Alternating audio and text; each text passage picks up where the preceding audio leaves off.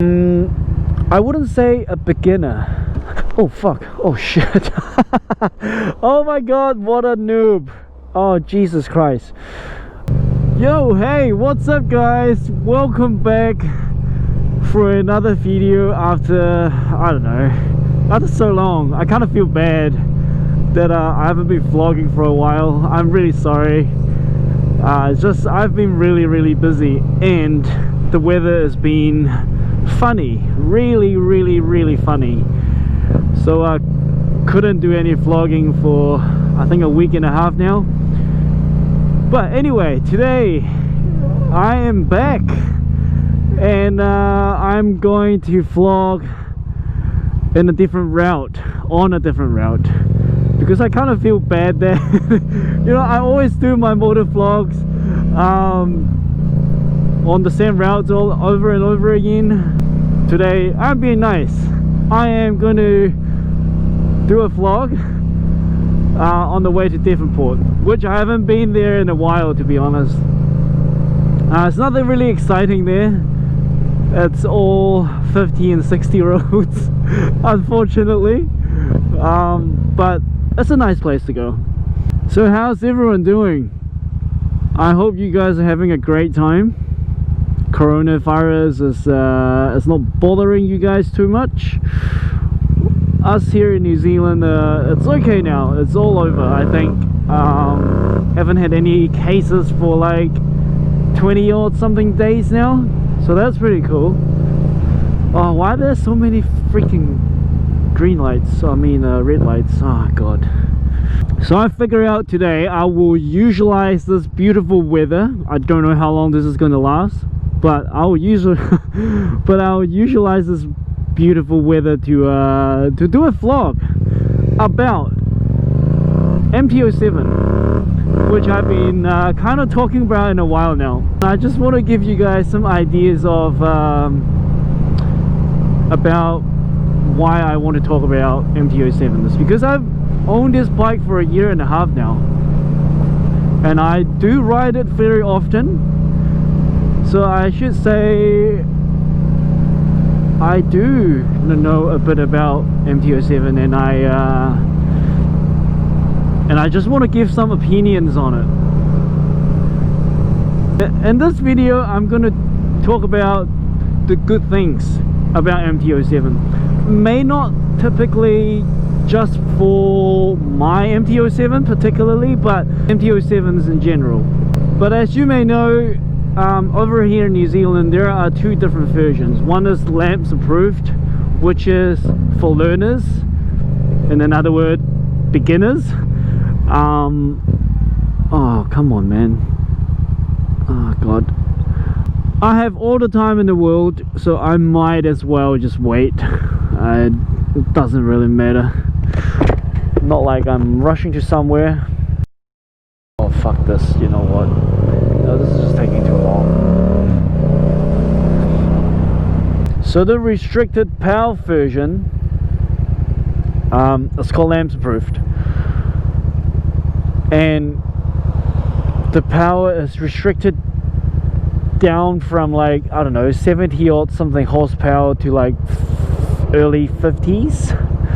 So you know, you're about 20 horsepower down. Just to give you some ideas of the two different versions of the MT07s that you can get here in New Zealand. And today I just want to mainly concentrate about the high output, which is the normal version of MT07 in most countries. The first thing that I want to talk about is the ergonomics. The ergonomics of this bike, to be honest, is one of the best motorcycle that I have ridden so far. The riding position is really comfy, even though for a long ride sessions it's really comfy. You are basically sitting straight up. You're not leaning down like this. You are actually, you know, sitting up. I can't say like sitting up on a chair, like, but I would say something close, because your body is still leaning forward a little bit. But if you have longer arms, if you're a really tall guy, if you have longer arms, you will probably be sitting more like straight up, to be honest. You know, I'm not short, but I'm not tall neither. I'm about 175, 176ish, and my arms are, I would say they're okay-ish. They're not short. So if you are taller, you will probably find that you are sitting up, you know, quite up high. This bike is really comfy to ride on. The leg wise, I'll say it's honestly really good. You know, I'm not like cramped up high, not like really down low or anything. It's just, I think it's just right. MT07 Yamaha did a great job on this area. You know how when you ride a when you ride a let's say a super sport, most other bikes, you have, you know, some of the really racy ones out there, like you're basically riding like this. If, to be honest, if you, oh me, what's happening? To be honest, if you are riding to commute, for commuting, I strongly don't recommend you to have the racy bikes, you know, the super sports going like this. I guess if you really like those bikes, if you're you know, a huge ass fans, if you're a big passion for, you know, race bikes, yeah, of course you do it. Why not? I believe you sacrifice your comfy for it. But long term commuting and some, you know, weekend cruises, I will honestly go for one of these bikes. They are comfy. At the seat though, I can't say it is very comfy.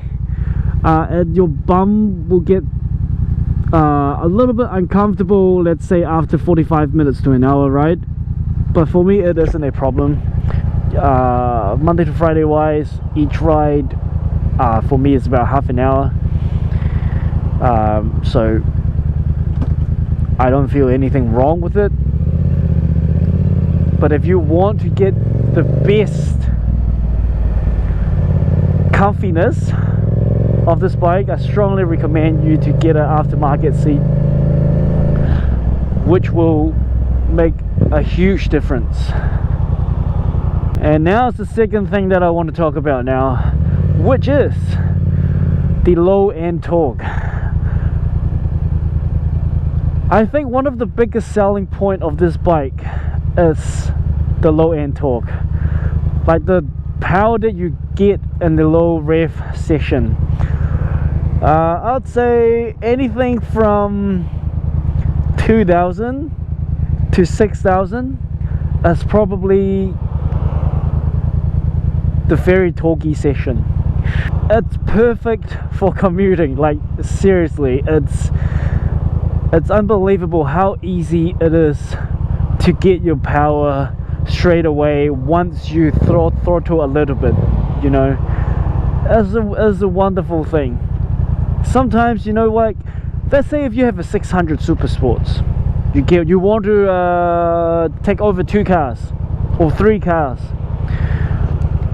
very most likely you will have to downshift 2 to 3 gears if you want to get the power from your bike. I had a R6 some years ago, and man, that thing was beautiful. Really fast, a high rev screamer. I love every single thing about that bike.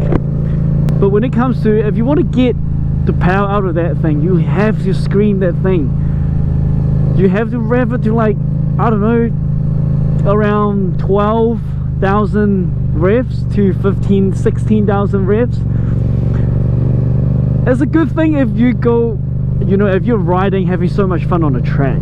But in most roads situation, those are not usable power. They are not 100%, they're not usable power. So that's why I'm really happy with the low end power, the low end torque with this bike. It's just so much versatile. It's very, very versatile. So let me show you an example. I'm on the 4th gear. I'm going at a 50, 3000 RPM. If I want to get close to that car right now, all I need to do is this. The torque is insane. It's insanely good. It's just insanely quick. And for like, let's talk about weekend rides now in terms of low end torque. Like when you go, let's say a medium speed corner, like you know, throughout those windy roads, 3rd gear, even 4th gear can do most of those corners. As soon as you exit those corners, just, you know, give it a bit of rev, and the bike will just go instantly. You don't have to you know, downshift and go in, you know, like this. The 3rd gear is really, really stable for those kind of corners. So here's another thing that I really, really, really like about this MT07, not particularly this MT07. And now I want to move on to the 3rd area that I really like about MT07, and which is the passenger riding experience. I know you don't get passenger at the back most of the time. It's probably like a sometime thing. But if you do, I guess it's a bonus, right? Like, you want to make sure your friend or whoever is riding with you also having a good time. The passenger seating on this bike is not perfect, don't get me wrong. I'm not saying, oh, it's freaking lovely, it's wonderful, you know, you can go on hours on this passenger seat. No, it's nothing like that. But most recently I asked one of my best friends to give me a ride on my own MT07, and I was sitting on the passenger seat, and surprisingly I didn't even know until, like, you know, I had to sit on it. Surprisingly, it was, I can't say really comfy, but it was not bad at all for a motorcycle passenger seat. This is not a cruiser by all means, but surprisingly it was really good. The seat was good, but the only downside that I guess as a passenger riding, as a passenger sitting on this bike, is the leg peak, which was a bit too high, like as a passenger sitting at the back. So that was the only down thing, but I guess for most bike situations it's going to be the same. But the seat wise, it was a pleasant experience, I can say. Oh shit, I forgot to signal, but anyway. So here we are in Devonport, and they are doing a big renovation on this playground. That's good though. But in terms of how long the passenger can sit on the passenger seat, I don't know. My ride was roughly about 30 minutes, and my friend was going fucking ham on the throttle on the motorway. So it was like, with the riding style that he gave me as a passenger, I would say it was really rough. Oh, Jesus Christ. My friend is lane splitting.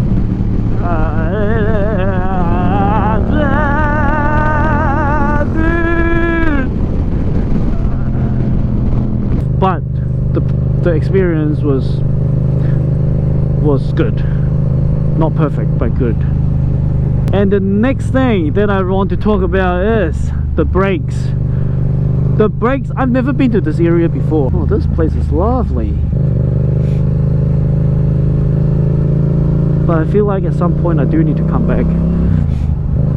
So the fourth thing that I want to talk about are the brakes. The brakes, I'm very easy to get freaking sidetracked, aren't I?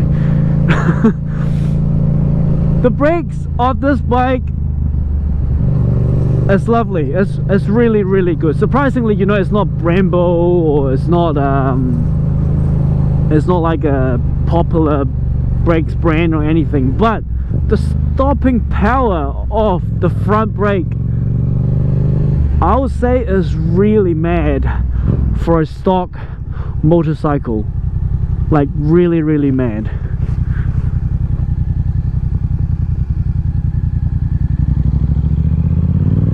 I guess Yamaha had to put a strong front brake to this bike because this bike is not slow. The stopping power they had to put on this bike had to be good for safety purposes. Maybe let me go in there. I just want to see what's up in this area. Maybe I can take a little break and talk about my bike as well. Keep talking about the bike. Oh, maybe let me stay here for a while because I think it feels good. Whoa, just look at this, but not at the water. The water doesn't look too good. But do look at the view. It's actually pretty good. Whew. This is actually a really nice chill route, you know, that doesn't require a lot of speed. If you're just having a chill ride, not about speed, this is the place to go. And there are so many cafes and coffee shops and restaurants here as well if you want to come for a lunch and dinner. Maybe I don't recommend riding during dinner time, but yeah, lunch sounds better. Coffee. So back to the topic. Jesus, Jono, you are completely not talking about your bike anymore. So the front brake is really good. Oh, let me get off my bike and let me show you the front brakes. I don't even know if they put like a third-party brand for the brakes here. I think it's just probably like stock Yamaha brand that they put here, but the stop power is insanely good. It's not to a stage where it's too sensitive. You know, sometimes you get brakes that are just really sensitive. Like if you give it like a slightly, you know, a grip, the brakes just like boom. No, nothing like that. I think they did a great job on the front brakes. And sorry guys, my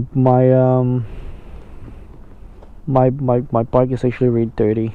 But anyway, let's get back on the bike. Oh, hello sir. Maybe I can do like a little demo. Hope I don't fall over or crash. Right, 30, right? 30. See, that is actually pretty good. It's got some really nice grip from behind. I wasn't just talking trash. Let's say 4 to 40. I'm going 4 to 40 kilometers per hour. Stop. Yep. Oh shit, I almost stalled my bike. I strongly recommend you guys to test out your rear brakes here and there. Get used to it. Even your front brakes, you know, like sometimes if you're just riding on the road and just go, like, just test out your brakes. Like one of the things that I learned that was most useful when I went to a riding lesson was the instructor was like, go play around with your brakes from time to time, you know, so when it comes to like emergencies, you know what your brakes can do. I think that was one of the most useful things that I learned when I went to a riding course or a lesson that I did earlier, sometimes last year I think it was. And I think he was absolutely right. It was really important, which I do from time to time as well. Strongly recommend it if you haven't done it, or if you don't do it. All good, bro. Nice smile. And the next thing that I want to talk about, I think it's the fifth thing by now. The fifth thing that I really want to talk about is the twin cylinder crossplane. For most people, I'll say, yeah, for most people, it's in a normal riding situation. There's nothing really special about it. But I really like how the exhaust sounds from this particular crankshaft design by Yamaha. I think they do it perfectly. I think probably whoa. I think probably one of the best motorcycle company has pulled this off. The sound that the crossplane makes is one of my favorite things about this bike as well. It really sounds like a Subaru, like, you know, I don't know if you guys know what a Subaru, like the older generations Subaru sounds like, you know. It's like, it's mostly like you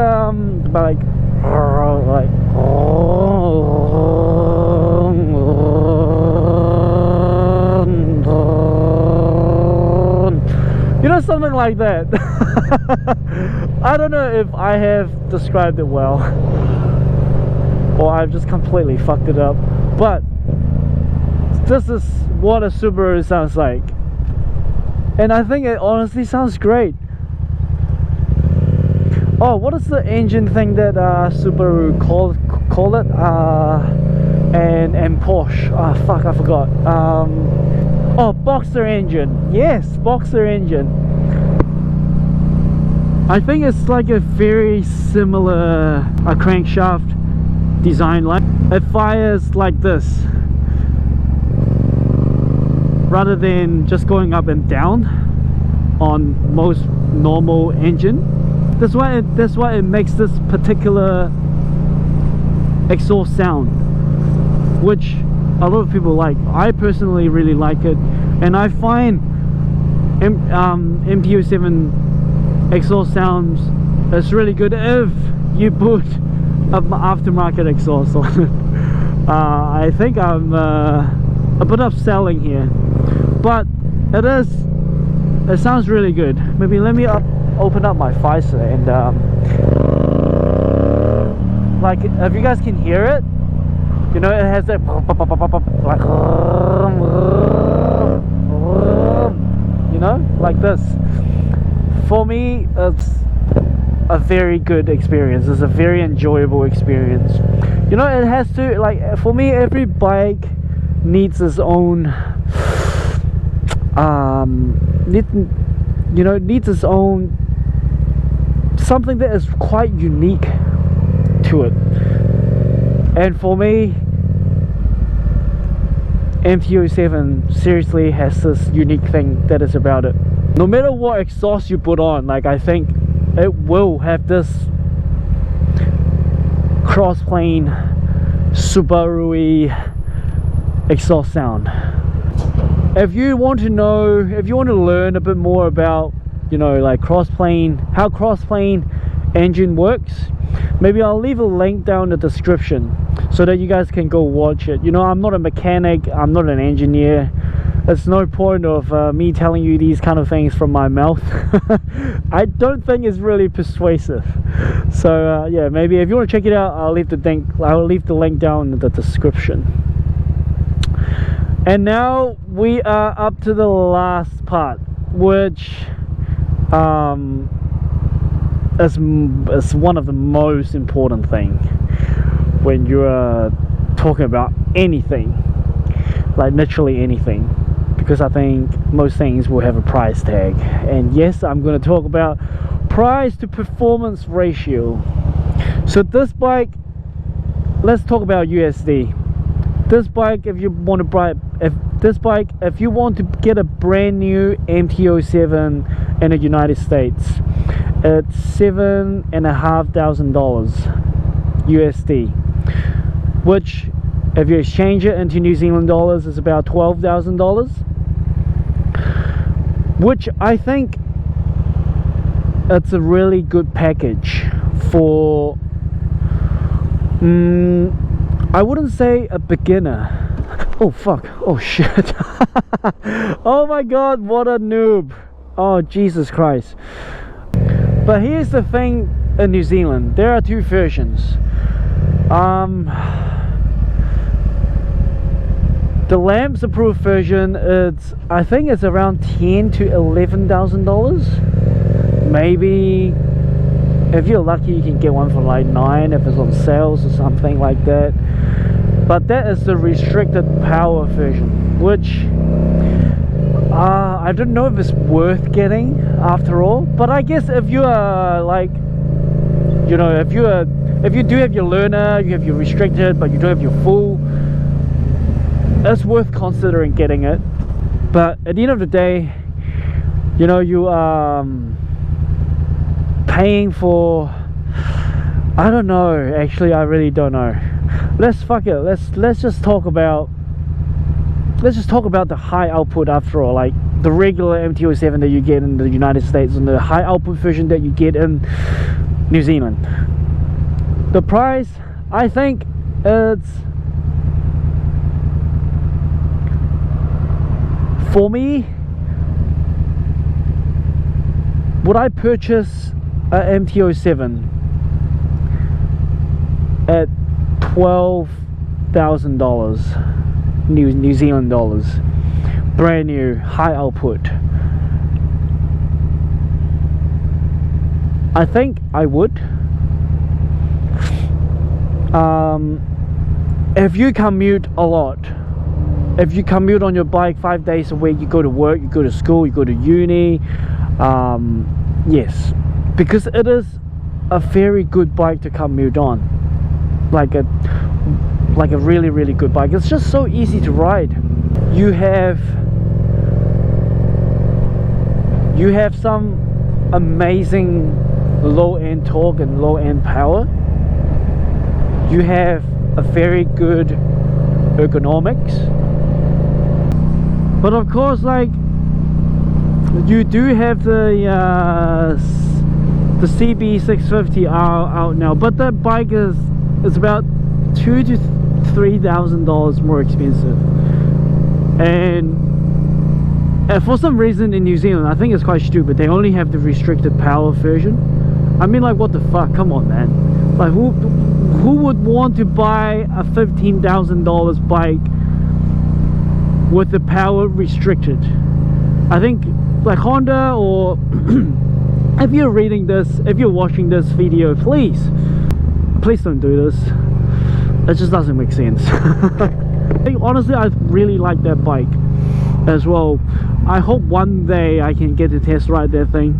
The MT07 stock exhaust is really tiny, it's really small, like to a stage where I think the next car, the next vehicle probably can't even hear you, which I think is freaking dangerous. Yeah, so overall guys, I think I have said enough. All the good things that I think personally that MT07 is really good at, and I've never regretted one single moment of buying this bike or owning this bike until today, even in the future, until the day I sell this bike and upgrade it into something else. So yeah, I'm really satisfied with the MT07. It's a great overall round bike. It's fantastic at this price point anyway. Overall, this bike is really worth it. So thank you for watching today's video. I know it's probably going to be a long one, to be honest, and I'm really sorry for not making vlogs or videos in a long time, a week or so. Yeah, just life been really busy, and the weather's been really funny. So thank you for watching today's video, and if it's your first time here, please consider to subscribe and like that video. Smash that like button, smash it, because it's really important to me. It motivates me to keep making these kind of videos for you guys. And I hope you guys enjoyed today's video, and I will make another video that things that I also don't like about this bike, which is also really important after my 18 months ownership of this bike. Actually maybe longer than that, but yeah, stay tuned. I hope you guys enjoyed this, and I will see you guys in the next video. This is RidewithJono. Remember, life is always better on two wheels, and see you guys next time. Peace out.